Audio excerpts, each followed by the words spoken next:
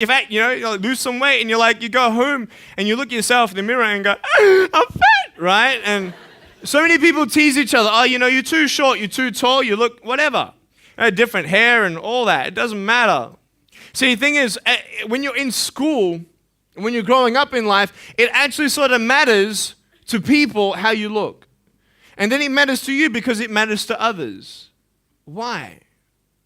Why does it matter how you look? Because if they don't like you, then who will? If they don't accept you, then who will? And the fear that we have is that we're going to be alone, that we're not good enough. And, we have to change ourselves. And, so many people put me down and say, Nick, you look too weird and no one's really your friend and you can't do this and you can't do that. And I couldn't change anything. It's not like just fixing my hair one day and everything's fine. It's not like, just whatever. I couldn't change my circumstance. I couldn't just one day wake up and say, hey, give me arms and legs. I need arms and legs. You know what I mean? Like, I went to a bodybuilder, and said, can you make me some arms and legs? No, I'm joking. Bodybuilder, you get it? Right? So this is the thing. I go up to people, can you give me a hand? I'm just joking. But it was so hard because people put me down. And I started believing that I was not good enough. I started believing that I was a failure. That I'd never ever be somebody who people would like or people would accept. And it was so hard, man. I thought to myself, I can't go on the soccer field like everybody else, and I can't ride my bike, and I can't skateboard, and all these sort of things. And I started getting depressed. I thought, what kind of purpose do I have to live? I mean, are you just here to live to die? I mean, is there not a purpose for me? Is there not a purpose in life? And I had questions and no answers. And I asked my mum and dad, why did this happen? I asked doctors, why did this happen? And they don't know. There are some things in life that are out of your control that you can't change and you got to live with. The choice that we have, though, is either to give up or keep on going. I want to ask you, what are you going to believe? Are you going to believe in yourself? Are you going to believe everybody else's judgment on you? Are you going to believe people when they say that you're a failure, when no one really likes you, no one really cares about you? And it's not really to say that, hey, you need someone to come up and say, hey, really, I like you, I care about you. No, it's not that, but it's the fact that people put you down. People don't even look you in the eye. People ask you how you are, and you say fine, but you're not fine, and they'll never know that. I tell you, life is interesting. Life's a journey. See this phone here? Let's say that I want to go to the phone, right? And I start from over here.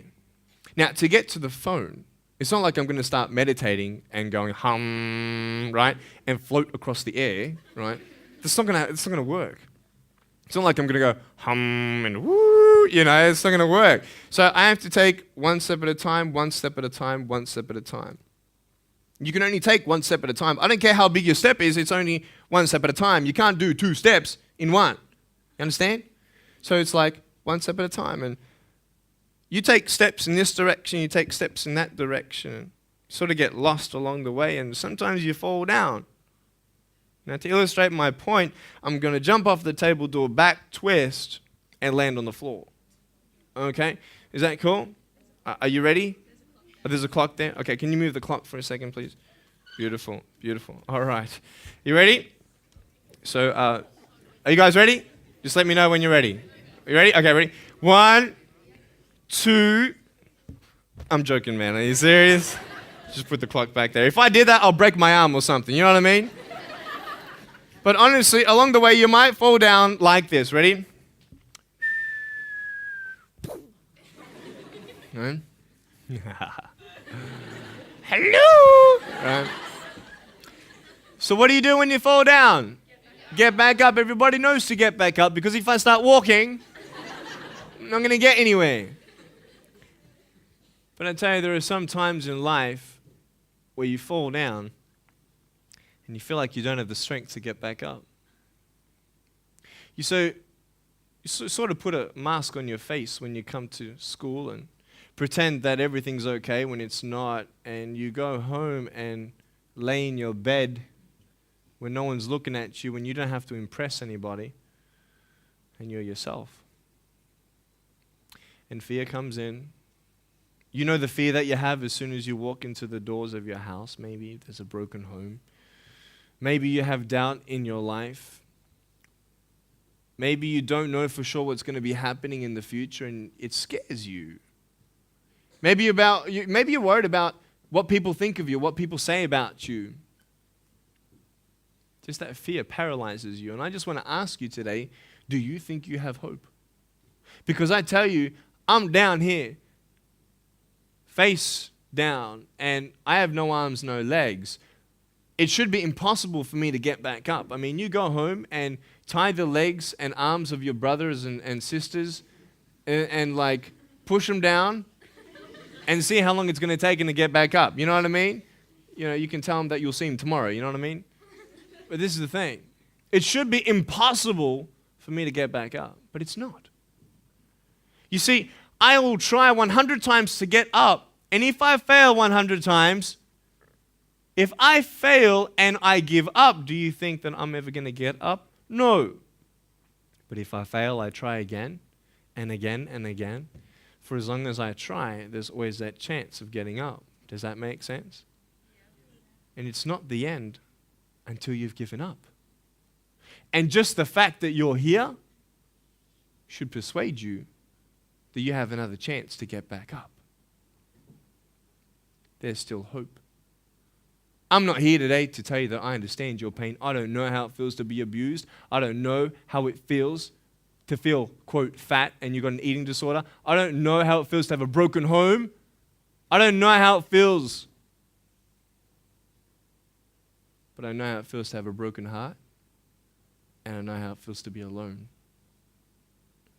And I want you to know that I found my strength in Jesus Christ, and you're going to find your strength in whatever you find it in.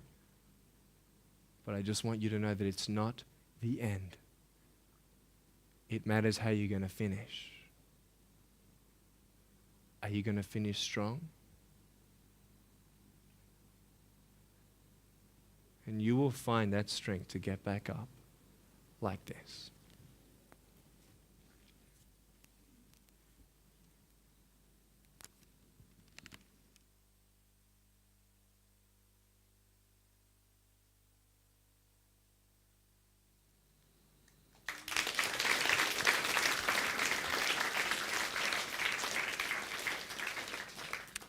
How did I get from depressed to who I am today? Because I tell you, I was depressed. When I was age 8, I used to concentrate on the things I didn't have. I wish I had arms and legs, and I wish I could do this, but what can I do? You see, I have a choice, and that's what I want to talk about today, choices.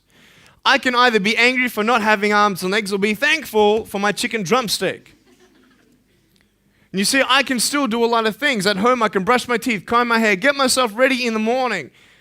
And I'm traveling around the world. It's amazing. But I had to ask myself a couple questions. And the first question was really, who am I? Who am I? I'm Nick Vujicic, but who is that? And it's funny how the friends around you sort of determine who you are. You change yourself. You come to school. And everybody swore around me at high school, so I started swearing. Why? Because it's the cool thing to do. Everybody swears. So I don't want to be left out. And I want to be accepted, so I started swearing. You go to a party, everybody's drinking, so you drink. Why? Well, everybody else around me is doing a big deal. And you start losing yourself, and you start putting your security in temporary things. You start putting your happiness in things that won't last. You can get drunk all you like, but in the morning, you're going to be sober with a headache with the same problems. You want to be high the rest of your life on drugs? Everybody said, don't do drugs, don't do drugs. Well, why? Why do we even go there? It's either out of curiosity, peer pressure, or trying to escape reality. Basically, 3 things. That's why we go to drugs, sex, alcohol. Why do you do it? Because it feels good. Okay, that's how we're doing it. I mean, if you want something, you go get it. You want to buy something, you save up money, you go get it. Why? Because that will make you happy. And we take these steps in the wrong direction that will actually take you away from your dreams. Oh, don't worry, Nick. Drugs and alcohol won't take me away from my dreams and my purpose and sex and all that. No. But I tell you, it actually will. Because you go to a level of drinking and you go to a level of drugs and it's not enough. You'll find that out. And then you try something new. And then you'll also go to school